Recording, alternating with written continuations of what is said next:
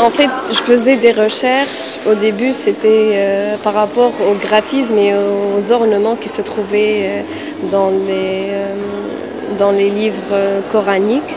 Et à partir de ces graphiques-là, j'ai commencé à travailler d'abord sur le texte coranique. En fait, je supprimais le texte et je gardais les ornements.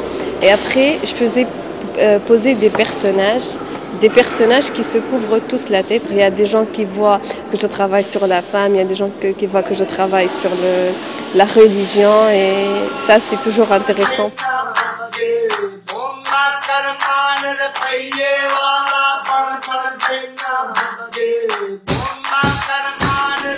L'avenir, c'est un inconnu. Donc,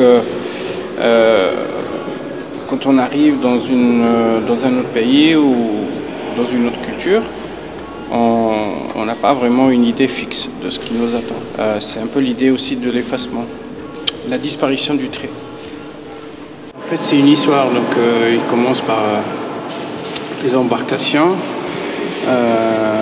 les migrants de plusieurs nationalités, plusieurs origines. Ils arrivent petit à petit, ils rencontrent des gens en pleine mer. Et là, c'est l'arrivée. On voit la cité complètement détruite. C'est un peu la cause.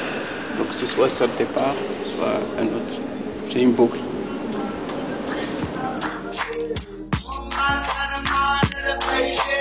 On a l'impression que les gens ne font que s'entrebouffer entre eux. Parce qu'au Maghreb, ils ont pas mal de plats comme ça, avec des appellations très bizarres. Il y a par exemple l'encre farcie, il y a même un plat qui s'appelle l'enterré. Donc l'idée de l'anthropophagie, elle me paraissait intéressante de la traiter par le biais de la nourriture, de l'aliment. D'où cette série-là qui renvoie directement vers le corps, mon corps et le corps de l'autre qui va être mangé. On dit aussi qu'on est ce qu'on mange, donc je pose la question.